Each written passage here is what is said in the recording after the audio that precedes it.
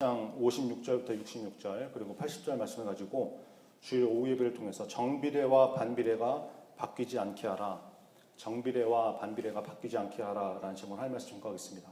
누가복음 네 번째 시간입니다. 드디어 오늘 누가복음 1장이 마무리가 됩니다. 오늘 본문은 세례 요한이 태어나고 하나님의 지시하심을 따라서 이름을 짓게 되는 사건이죠. 오늘도 말씀을 통해서 우리에게 주신 메시지가 명확하게 들리고 깨달아지는 은혜가 있길 바랍니다.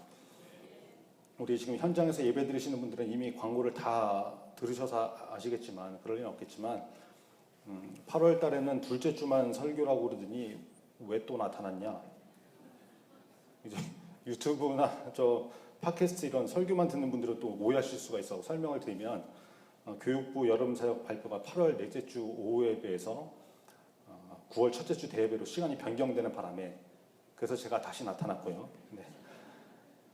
아마 거의 대부분 그러시겠지만 저도 이렇게 뭐가 하나 이렇게 정해지면 그 다음에 이렇게 일정이 바뀌고 변경되고 이런 걸 별로 좋아하는 스타일은 아니거든요. 헷갈리고 막 그러니까.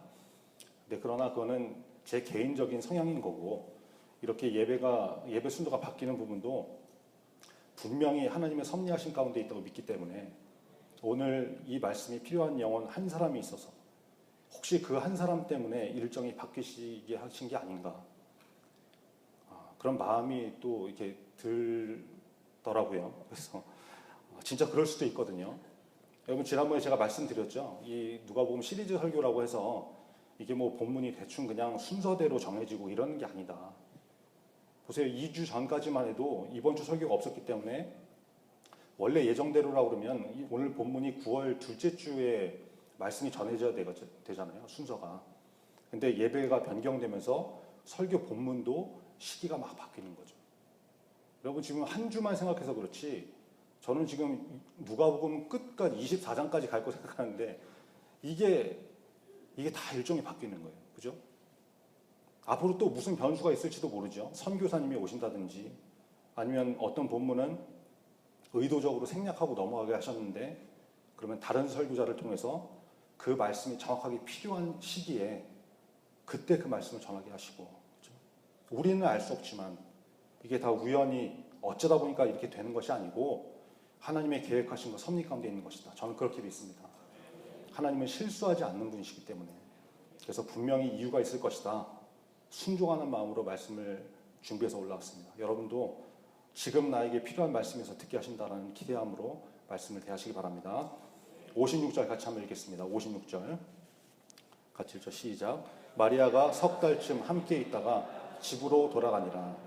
마리아가 임신 6개월 정도 된 엘리사벳을 방문했다가 3개월 정도를 함께 있었다가 돌아갔다고 말씀합니다. 여러분, 성경이 왜 이 부분을 굳이 이 말씀을 왜 기록해 두셨을까요? 여러분, 성경 읽으시면서 그런 생각 안 드십니까? 저만 그런 생각하나요? 그냥 있으니까 있나 보다 그냥 이렇게 넘어가지 마시고 하나님의 말씀이 기록된 성경에 왜 이것을 언급하고 넘어가셨을까? 왜 기록해 주셨을까? 여러분, 이것을 깊이 생각하면서 말씀을 대하시면 그때부터 말씀이 나한테 다가오는 거예요. 사도행전 17장 11절에 보니까 베레아에 있는 사람들은 데살로니가에 있는 사람보다 더 너그러워서 간절한 마음으로 말씀을 받고 이것이 그러한가 하여 날마다 성경을 상고함으로, 이렇게 말씀합니다. 베레아 사람들은 데살로니가 사람들보다 신사적이고 고상한 사람들이어서 간절한 마음으로 기꺼이 말씀을 받아들이고 이것이 그러한가 하여 확인하려고 날마다 성경을 상고했다, 연구했다. 이런 자세가 있을 때 말씀을 통해서 은혜가 부어지는 것이죠. 베레아 사람들처럼 하나님의 말씀을 기꺼이 받아들이고 말씀이 그러한가 날마다 성경을 상고하는 저와 여러분 되기를 바랍니다. 마리아가 3개월 동안 무엇을 했을까요? 엘리사벳 집에 가서 들어 누워가지고 나 메시아 임신한 몸이야, 친정 갔다 와, 이렇게 생각을 하고 쉬다 왔을까요? 3개월 동안? 아마 전혀 반대였을걸요. 자, 한번 상황을 생각해 보세요. 엘리사벳이 임신 6개월이었습니다. 엘리사벳이 노령이었습니다. 나이가 많았습니다. 요즘 젊은 엄마들도 임신 6개월 정도 되면 몸이 부대끼고 힘들잖아요.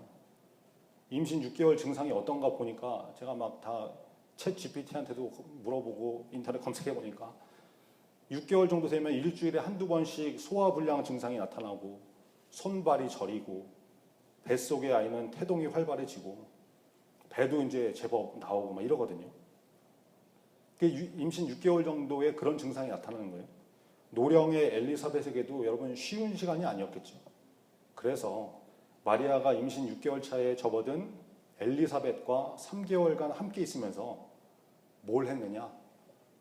엘리사벳을 돕고 섬기고 출산 직전까지 도운 것이죠. 산전 도우미. 여러분, 사가랴가 제사장이니까 경제적으로 그렇게 집이 어렵지는 않았겠죠. 집에 뭐 하인이 있었을 수 있고, 그러니까 뭐 마리아가 엘리사벳이나 사가랴를 위해서 집안일을 전부 도맡아서 했다 이렇게 보기는 어렵겠지만 엘리사벳과 함께하면서 도와주고 교제하고 위로하고 3개월을 그렇게 보냈을 것이고, 또 하나 중요한 거, 마리아하고 엘리사벳이 만나면서 처음에 했던 일들이 뭡니까?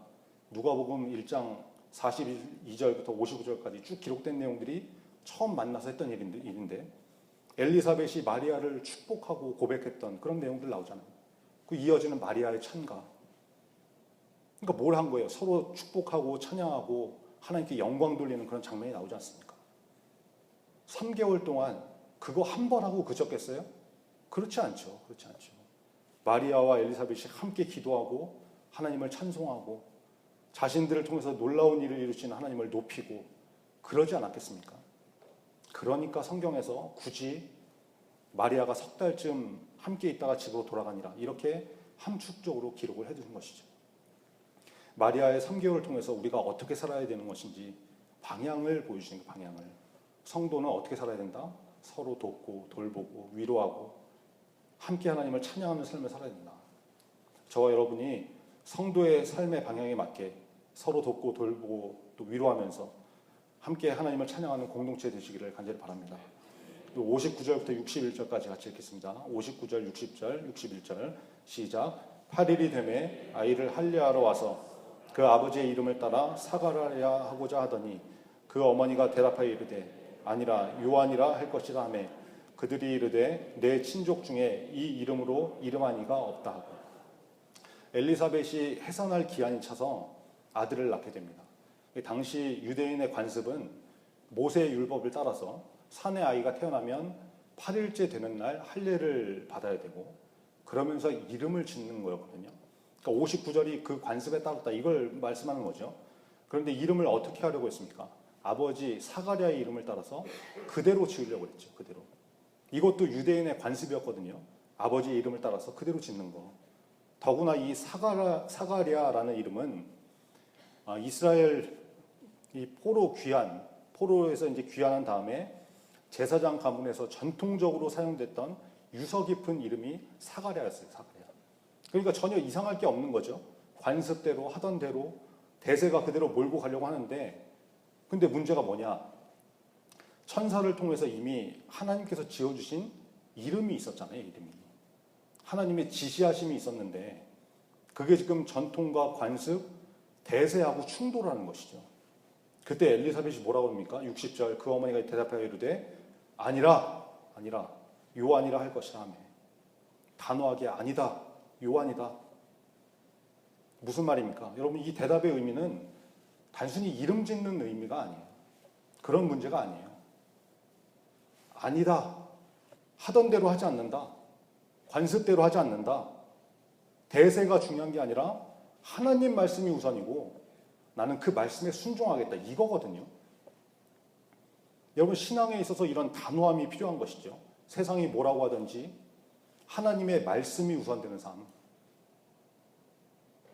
여러분 우리가 인생을 살다 보면 세상의 가치와 하나님의 가치가 충돌할 때가 있습니다. 수도 없이 많죠. 수도 없이. 그때 찬송가 490장 3절 세상 풍조는 나날이 변하여도 나는 내 믿음 지키리니. 단호하게 아니라 그렇죠? 나는 내 믿음 지키겠다. 이 결단이 있어야 되는 거예요.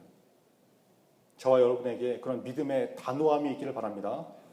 근데 엘리사벳이 그렇게 말하니까 주변에서 뭐라고 그러던가요? 가만히 있습니까? 아니죠. 반대하고 나서죠. 61절 그들이 이르되 내 친족 중에 이 이름으로 이름한 이가 없다 하고. 여러분, 세상은 우리가 하나님 말씀에 순종하도록 가만히 두지 않습니다. 믿음으로 결단할 때 옆에서 박수 쳐주고 브라보 잘한다 등 떠밀어주고 격려하고, 세상이 그러지 않아요. 반발하고 무슨 소리냐, 그런 경우는 없다. 너 왜 대세를 거스르냐, 왜 혼자 치냐, 하던 대로 해라. 하던 대로 막고 방해하고 태클 걸고 이러고 나오는 것이죠.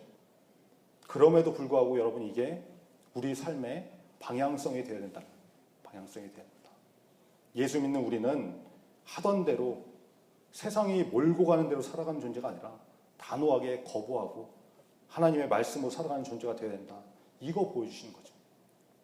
로마서 12장 2절 말씀에 너희는 이 세대를 본받지 말고 오직 마음을 새롭게 함으로 변화를 받아 하나님의 선하시고 기뻐하시고 온전하신 뜻이 무엇인지 분별하도록 하라. 세상을 본받지 않고, 그렇죠? 세상이 가라는 대로 가지 않고 하나님의 뜻을 따라 분별하면서 나가는 인생, 말씀대로 사는 인생이 돼야 된다는 거예요. 여러분, 그동안 해왔던 전통, 관습 이런 게 100% 다 필요 없고 전혀 중요한 게 아니다, 이런 게 아니죠. 지금 관습을 따라서 태어난 지 8일째 되는 날 할례를 하러 왔잖아요. 관습을 따라서. 전통, 관습, 그것도 의미가 있고 가치가 있는 것이지만, 그러나 그것이 말씀과 충돌된다고 할 때 그때 나는 어느 편에 설 것인가. 세상과 말씀이 부딪힐 때 더 중요한 거, 상위법, 우선되는 법칙이 뭐냐, 원칙이 뭐냐, 말씀이 돼야 된다라는 것입니다. 그런데 여러분, 이렇게 살기가, 우리 맨날 말은 이렇게 하는데 실제로 그게 그렇게 쉽던가요? 세상의 저항 만만치 않습니다. 그래서 그때 필요한 것이 뭐냐, 62절과 63절인데 같이 읽겠습니다. 62절 63절 시작. 그의 아버지께 몸짓하여 무엇으로 이름을 지으려 하는가 물으니 그가 서판을 달라 하여 그 이름을 요한이라 쓰매 다 놀랍게 여기라. 여러분, 뭐가 필요한 것입니까? 믿음의 동역자, 하나님의 말씀에 같이 순종할 수 있는 그 동역자가 필요한 거예요. 영적 동지. 그게 부부가 그렇게 되면 진짜 베스트인 것이고, 만약에 부부가 그게 안 된다 그러면 신앙 공동체가 그 역할을 같이 해나가는 것이죠. 전도서 4장 12절에 보니까 한 사람이면 패하겠거니와 두 사람이면 맞설 수 있나니 세 겹줄은 쉽게 끊어지지 아니하느니라. 엘리사벳 한 사람이면 패하겠지만 엘리사벳과 사가랴 두 사람이 맞서니까, 말씀으로 뚫고 나가니까 세상이 놀라더라. 관습을 깨고 말씀대로 행할 때 세상이 놀라게 되어 있는 것입니다. 저와 여러분이 세상이 뭐라고 하는지, 세상의 법칙에 휩쓸려 사는 인생이 아니라 하나님의 말씀이 무엇인지 그것을 바로 알고 믿음의 동역자와 함께 그 말씀을 붙들고 세상을 맞서서 살아내는, 그래서 세상을 놀라게 하는 믿음의 사람 되기를 간절히 바랍니다. 64절 같이 읽겠습니다. 64절 시작. 이에 그 입이 곧 열리고 혀가 풀리며 말을 하여 하나님을 찬송하니. 여러분, 우리가 앞에서 사가랴가 왜 말 못하는 사람이 됐는지 다 이렇게 말씀 통해서 봤지 않습니까? 천사가 뭐라고 했었어요? 1장 13절에 보니까 엘리사벳이 내게 아들을 낳아주리니 그 이름을 요한이라 하라. 20절 보라, 이 일이 되는 날까지 내가 말 못하는 자가 되어 능히 말을 못하리니. 천사가 분명히 말합니다. 이 일이 되는 날까지. 그렇죠? 엘리사벳이 아들을 낳고 그 이름을 요한이라고 정하는 날까지 사가랴가 말 못하는 자가 될 것이다 라고 천사가 얘기했는데, 정확하게 63절 그가 서판을 달라 하여 그 이름을 요한이라 쓰매 다 놀랍게 여기더라. 서판에 이름을 써서 이름을 요한이라고 정하는 순간 64절 이에 그 입이 곧 열리고 혀가 풀리며. 사가랴의 입이 열리고 혀가 그때 풀리게 된 거거든요. 여러분, 놀랍지 않습니까? 저는 막 말씀 증거하면서 소름이 막 쩍쩍 끼치는데 여러분 졸고 계시고 저는 미치겠는데, 놀랍지 않으세요? 놀랍지 않으세요? 하나님의 말씀은 한치의 오차도 없이 정확하게 이루어지더라. 마태복음 5장 18절에 보니까 진실로 너희에게 이르노니 천지가 없어지기 전에는 율법의 1.1획도 결코 없어지지 아니하고 다 이루리라. 하나님의 말씀은 하나도 남김없이 다 이루어집니다. 정확하게 이루어집니다. 혹시 지금 여러분 가운데 기도는 하고 있는데 여전히 해결되지 않고 닫혀있고 묶여있는 문제 혹시 있으십니까? 말씀에 온전히 순종할 때 정확하게 그 순종이 완료되는 그날 열리고 풀리게 될 줄 믿습니다. 그때 터져 나와야 되는 것이 무엇이냐? 이에 그 입이 곧 열리고 혀가 풀리며 말을 하여 하나님을 찬송하니. 찬송이 터져 나와야 되는 거죠. 여러분, 사가랴가 10달이나 말 못하다가 입이 열렸으니까 얼마나 할 말이 많겠어요. 할 말이. 입이 열리자마자 아이고 답답해 죽은 줄 알았네. 가브리엘 진짜 너무한 거 아니냐. 10달 동안 이게 말이 되냐. 엘리사벳 지금 아들 낳는데 말도 못하고 축하도 못하고 엘리사벳 그동안 고생했지. 요한 낳느라 수고했어. 무수한 말들이 나올 수 있지만 그런 말이 튀어나온 것이 아니라 하나님께 올려드리는 찬송, 감사, 할렐루야. 문제가 해결되고 내 입에서 나오는 첫 말이 무엇인가, 무엇이 돼야 되는가, 하나님께 올려드리는 찬송이 되어야 된다라고 성경이 이 장면을 말씀하고 있는 거예요. 시편 100편 4절에 보니까 감사함으로 그의 문에 들어가며 찬송함으로 그의 궁정에 들어가서 그에게 감사하며 그의 이름을 송축할지어다. 골로새서 3장 16절 그리스도의 말씀이 너희 속에 풍성히 거하여 모든 지혜로 피차 가르치며 권면하고 시와 찬송과 신령한 노래를 부르며 감사하는 마음으로 하나님을 찬양하고. 여러분, 찬송은 감사로 터져 나옵니다. 감사로. 저와 여러분에게 감사가 회복되기를 바랍니다. 감사가 메마르면 하나님의 은혜를 하찮게 여기고 원망이 튀어나올 수밖에 없어요. 원망이. 민수기 21장에 보면 불뱀 사건이 나오는데 여러분 한번 찾아볼까요? 우리 민수기 21장 5절과 6절. 오늘 말씀은 책갈피에 두시고 구약성경 231페이지 정도 있습니다. 민수기 21장 5절과 6절인데 구약성경 231페이지 민수기 21장 5절과 6절입니다. 같이 읽겠습니다. 시작. 백성이 하나님과 모세를 향하여 원망하되 어찌하여 우리를 애굽에서 인도해내어 이 광야에서 죽게 하는가? 이곳에는 먹을 것도 없고 물도 없도다. 우리 마음이 이 하찮은 음식을 싫어하노라 하며 여호와께서 불뱀들을 백성 중에 보내어 백성을 물게 하심으로 이스라엘 백성 중에 죽은 자가 많으니. 여러분, 이 하찮은 음식이 뭘 말하는 걸까요? 하나님께서 내려주신 만나. 하나님이 주신 만나를 하찮은 음식이라고. 이게 진짜 죽으려고 한다. 진짜 이게 망언이죠, 망언. 진짜 종살이 하던 종놈들을 자유인이 되게 하시고 애굽에서 10가지 권능을 행하셔서 이끌어내고 인도하셨는데 그런 하나님을 원망하고 지금까지 주신 하나님의 복을 하찮게 여기고, 그러니까 불뱀의 심판이 임하는 거죠. 불뱀의 심판. 저도 제 인생을 돌아보면 제 인생이 진짜 찬송가 301장이에요. 여러분, 지금까지 지내온 것 주의 크신 은혜라. 한이 없는 주의 사랑 어찌 이루 말하리라. 자나깨나 주의 손이 항상 살펴주시고 모든 일을 주 안에서 형통하게 하시네. 찬송가 301장이 제 인생의 고백이거든요. 여러분도 그렇지 않습니까? 근데 이 크신 은혜가 익숙해지니까 당연한 거라고 착각을 합니다. 당연한 거라고. 당연한 게 아니라 크신 은혜인데 호의가 계속되면 그게 권리인 줄 안다고 정신이 나가가지고. 그러니까 요즘 자꾸 제 안에 억울한 마음들이 막 이렇게 올라오고, 이것도 올라오고, 이것도 불만이고, 저것도 불만이고.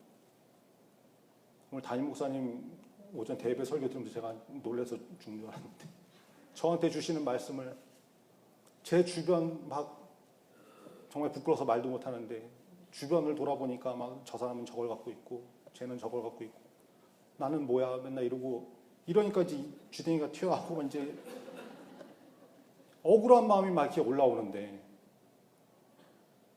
이게 맞나 막 계산기 두드리고 지금까지 주신 하나님의 은혜 새카맣게 잊어버리고 입에서 튀어나온다는 게 아니 하나님 좋은 거 주신다고 그러더니 고작 이겁니까? 하찮게 여기고 아니 도대체 좋은 걸 언제 주실 거냐? 안 주시면 내가 알아서 하겠다 이러고 있었더니 그랬더니 엊그제 우리 집 선지자를 통해서 제 아내가 우리 집 선지자인데 카톡에 이름을 우리 집 선지자라고 이렇게 정해놨거든요. 하나님이 자꾸 그분을 통해서 이렇게 말씀하시니까 막 꿈을 꾸게 하시고 말씀 주시고 그러거든요. 엊그제 이분이 또 꿈을 꾸시고 저한테 제가 막 툴툴대고 있으니까 적당히 해라 경고를 하시더라고요. 경고를. 이제 출근하고 있는데 가고 있는데 뭐 카톡이 또 이제 날라오는데 그럴 때는 이제 사진으로 뭐가 날라와요. 주로 경고의 말씀, 성경 본문 찍어가지고 말도 없어요. 그냥 사진 띄 보내고. 그래서 우리 집 선지자님한테 카톡으로 이제 사진이 먼저 날아오면 불안해요. 불안해. 아 이게 또 무슨 경고인가. 이번엔 찬송가가 사진으로 왔는데 찬송가 429장 세상 모든 풍파 너를 흔들어 약한 마음 낙심하게 될 때 내려주신 주의 복을 세워라. 주의 크신 복을 내가 알리라. 받은 복을 세워보아라. 크신 복을 내가 알리라. 받은 복을 세워보라. 주의 크신 복을 내가 알리라. 경고를 받고 출근하는데 저도 이제 말씀이 떠오르는 거죠. 그 입 다물라 뭐 이런 말씀이 떠오르면 좋은데 그런 건 아니고 창세기 16장 아브라함이 하갈을 통해서 자기 방법으로 자기 힘으로 이스마엘을 낳은 말씀. 그리고 방금 전에 읽었던 민수기 21장 하나님이 주신 것을 하찮게 여기는 이스라엘 백성 불뱀의 심판 이 말씀이 생각나게 하시는 거예요. 하나님이 주신다고 했는데 기다리지 않고 네 힘으로 하면 그게 너의 이스마엘이 될 것이다. 하나님이 주신 큰 복을 크신 복을 하찮게 여기지 말고 받은 복을 세워보아라. 이렇게 말씀하는 거죠. 말씀을 읽으면서 눈물이 핑 돌고 아침부터 회개하고 얻어 터지기 전에 돌아와서 지금 제가 여기 서 있는데 여러분 경고하심이 왔을 때 회개하고 돌이키지 않으면 그 다음에는 불뱀의 심판이 있는 거예요. 여러분 가운데 하나님 앞에 혹시 감사가 메마르신 분 있습니까? 은혜를 은혜인 줄 모르고 당연한 것으로 여기고 크신 복을 하찮게 여기고 그랬던 부분이 있다면 여러분 오늘 예배를 통해서 회개하시기 바랍니다. 회개하셔야 됩니다. 통회 자복하는 회개를 통해서 다시 한번 저와 여러분에게 감사의 찬송이 회복되는 은혜가 있기를 간절히 바랍니다. 오늘 본문으로 다시 돌아와서 마지막 80절 한번 같이 읽겠습니다. 누가복음 1장 80절 시작. 아이가 자라며 심령이 강하여지며 이스라엘에 나타나는 날까지 빈들에 있으니라. 여러분 세례 요한이 태어나고 자라면서 몸만 자란 것이 아니라 심령이 강해졌다라고 성경이 말씀합니다. 오늘 설교 제목이 정비례와 반비례가 바뀌지 않게 하라인데 여러분 정비례가 뭡니까? 어떤 값이 뭐 2배, 3배, 4배 이렇게 늘어날 때 다른 값도 2배, 3배, 4배 이렇게 같이 늘어나는 관계가 정비례잖아요.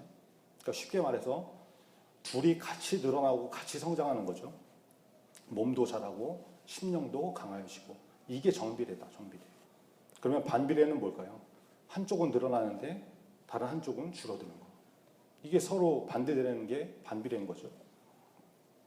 여러분 우리 인생을 보면 우리의 육체가 어려서부터 이렇게 쭉 성장을 해 나가다가 한도 끝도 없이 계속 자라는 게 아니잖아요.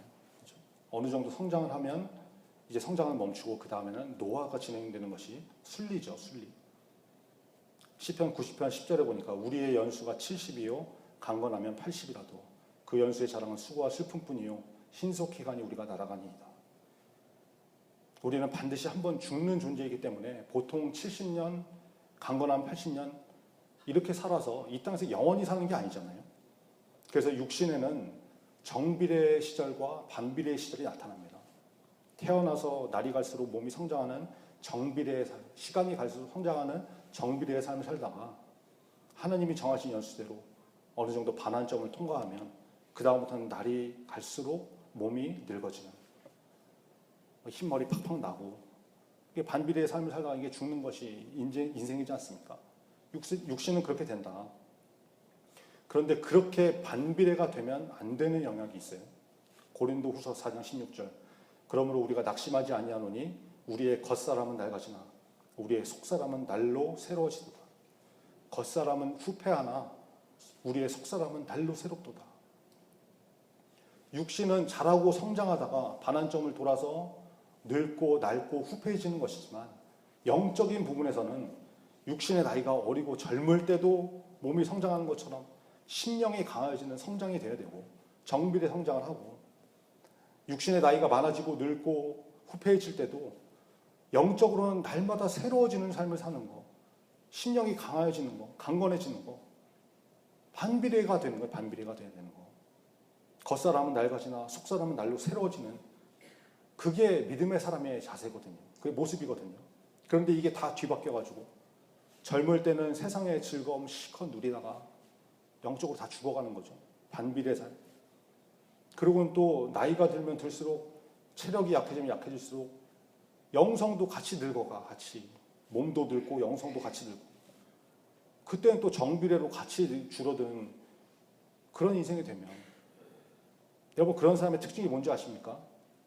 간절하게 부르짖어 기도합시다 그러면 기운 없어 기운 없어 힘들어 귀찮아 찬양할 때 막 힘차게 찬양하고 박수도 치고 두 손 들고 때로는 일어나서 막 뛰면서 찬양하고 막 그래야 되는데 손 들고 찬양합시다 막 이러면은 나 지금 50견이야 이러고 일어서서 찬양합시다 그러면 막 허리 아파 다리 아파 뜨겁게 찬양합시다 다시 한 번 막 이러면 뭔 찬양이 이렇게 길어 뭐 이렇게 오래 이러고 있으니 찬양 인도하는 사람들이 성도들 눈치나 봐야 되고 양해를 구하듯이 괜찮으시면 좀 잠깐 일어나실까요? 힘드실 텐데 죄송합니다. 이러고 있으면 이게 문제가 되는 거 아니겠습니까? 여러분 다시 말씀드리지만 찬양은 하나님께 올려드리는 거예요. 올려드리는 거. 내가 은혜 받고 나 좋으라고 하는 게 아니라 그거는 찬양을 올려드리면서 부수적으로 받게 되는 거지 그게 목적이 아니라니까요. 이사야 43장 21절에 보니까 이 백성은 내가 나를 위하여 지었나니 나를 찬송하게 하려 합니다. 하나님의 말씀입니다, 여러분. 찬송이 우리의 존재의 목적이고 하나님을 높이는 것인데 찬양이 내 몸 편하고 내 귀 즐겁자고 오늘 선곡이 왜 저래? 왜 맨날 했던 거예요? 이따가 또 이제 했던 거 또 할 건데 왜 맨날 또 했던 거에 그러자고 하는 게 아니다. 그래서 여러분 찬양은 예배 시작 전에 한다고 해서 무슨 준비를 하는 그런 시간이 아니고 찬양 자체가 하나님께 올려드리는 영적 제사인 거예요. 제사. 예배 시간에 찬양 인도하시는 분들 이 앞에 서서 하나님 앞에 찬양의 제사 올려드리는 것은 찬양의 제사장들이라는 것을 여러분 기억하셔야 됩니다. 얼마나 중요한 일인지 몰라요. 얼마나. 찬양팀, 성가대, 찬양 인도자분들 역대하 20장 꼭 읽어보시기 바랍니다. 제가 지금 시간이 없어서 못 읽는데 하나님을 찬송하는 자들이 무엇을 입고 어디 앞에 서서 나갔는지 역대하 20장에 나와요. 하나님을 높이는 노래와 찬송이 시작될 때 무슨 놀라운 일이 벌어졌는지 역대하 20장에 나온다니까요. 나중에 기회가 되면 말씀을 나누겠지만 여러분 찬양이 얼마나 중요한 것인지 명심해야 되는 사건이 그 말씀에 나옵니다. 찬양하는 우리의 마음과 자세가 하나님 앞에 합한 자가 되기를 원합니다. 설교 후에 찬양할 때도 뜨겁게 마음을 다해서 전심으로 찬양하세요. 그때 우리의 삶의 목적이 회복되고 하나님께 주시는 영적 승리를 경험하게 될 것입니다. 몸은 시간이 갈수록 늙어갔지만 우리의 속사람은 어떻게 새롭게 될 수 있느냐? 이사야 40장 31절 오직 여호와를 앙망하는 자는 새 힘을 얻으리니 독수리가 날개치며 올라감 같을 것이요 다른 박질하여도 곤비하지 아니하겠고 걸어가도 피곤하지 아니하리로다. 여호와를 앙망하는 자 오직 주님을 소망으로 삼는 사람 오직 여호와를 바라보고 의지하는 사람 그 사람이 새 힘을 얻는 거예요. 새 힘을. 여호와를 앙망하는 자가 되어서 하나님이 주시는 새 힘을 얻으시기 바랍니다.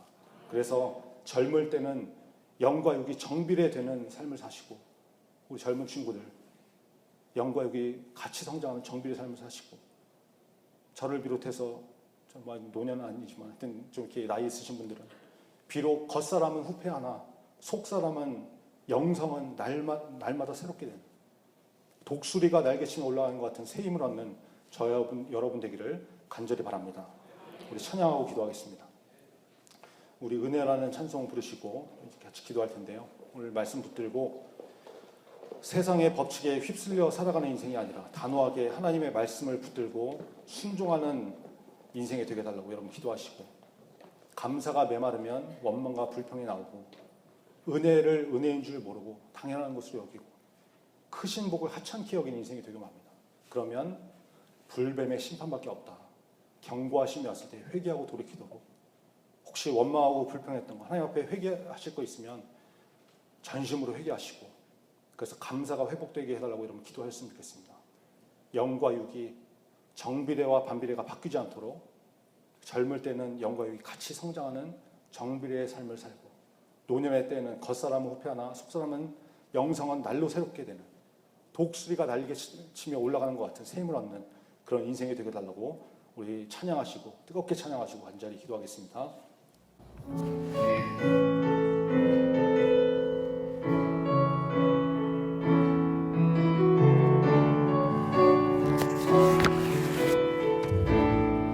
내가 누려왔던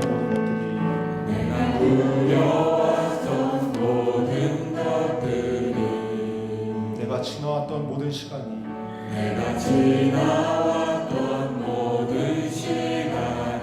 내가 걸어왔던 모든 순간이,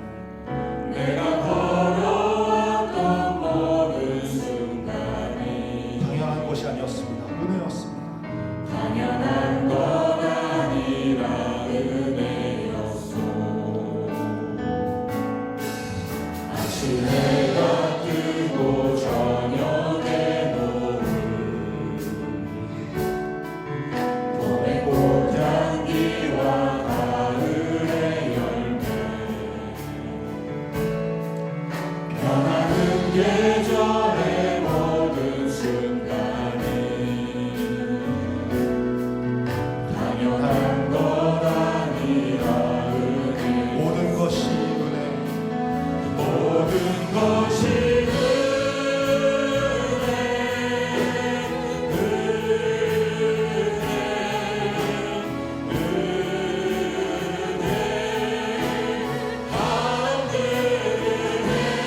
내 삶에 당연한 것 하나도 없었던 것을, 모든 것이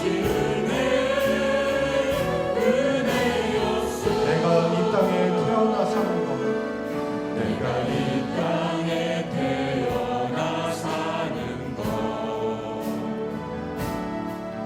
어린아이 시절과 지금까지 숨을 쉬며 살며 꿈을 꾸는 삶, 당연한 것 아니라 은혜. 내가 하나님의 자녀로 살며, 내가 하나님의 자녀로 살며 오늘 찬양하고 예배하는 이 삶이 은혜입니다. 오늘 찬양하고 예배하는 삶, 오늘 의존할 수 있는 축복이 당연한 것 아니라 은혜. 모든 것이 은혜, 모든 것이 은혜.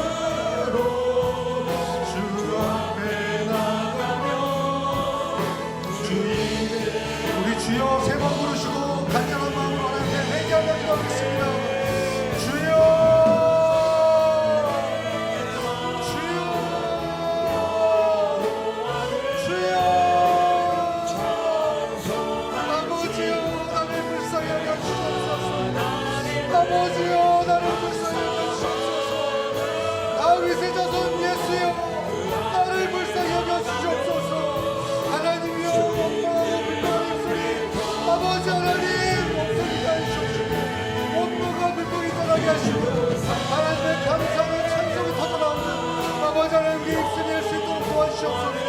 주여 아버지 하나님 구속해 주시옵소서. 아버지여 도와주시옵소서. 회개하라 회개하라 회개하라. 아버지여 주여 주님 도와주시옵소서. 너는 내게 부르짖으라 부르짖으라. 아버지 하나님 하나님 도와주시옵소서. 간절한 마음으로 부르짖게 하시옵시고 우리의 부르짖는 뜻을 들으시고 하나님의 응답하여 주시옵소서. 주님 아버지 하나님 도와주시옵소서. 아버지 크신 분과 참게 여기는 하나님 도와주시옵소서. 아버지여 우리 영이 새롭게 되게 하시고 심령이 얇은 세인 가운데 하나님의 백성 될 수 있도록 도와주시옵소서. 주여 도와주시옵소서. 아버지 하나님 우리를 불쌍히 하시옵시고 아버지여 질투할 수도 있고 아버지 살아나갈 수 있는 우리 모두가 되게 하시옵소서. 하나님 말씀이 아버지 하나님 우리 되게 하시고 심령을 불태우게 하시고 우리의 죄악을 불태우게 하시고 하나님께 나아가는데 아버지 우리의 죄가 방해되지 않도록 하나님 도와주시고 붙잡아 주시옵소서. 아버지 역사해 주시옵소서. 예루살렘아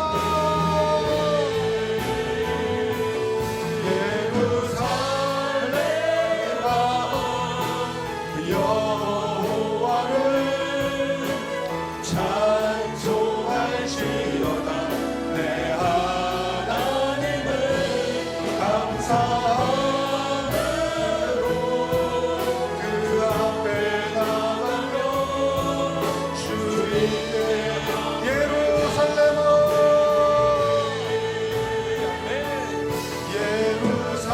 예루살렘아 여호와 찬송할지어다 찬송할지어다.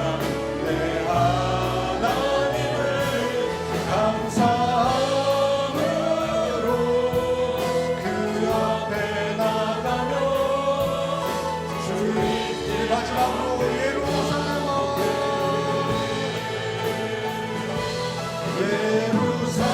예루살렘아 여호와를 찬송할지어다. 내 하나님을 감사함으로 그 앞에 나가며 주님의 앞에 덤벼.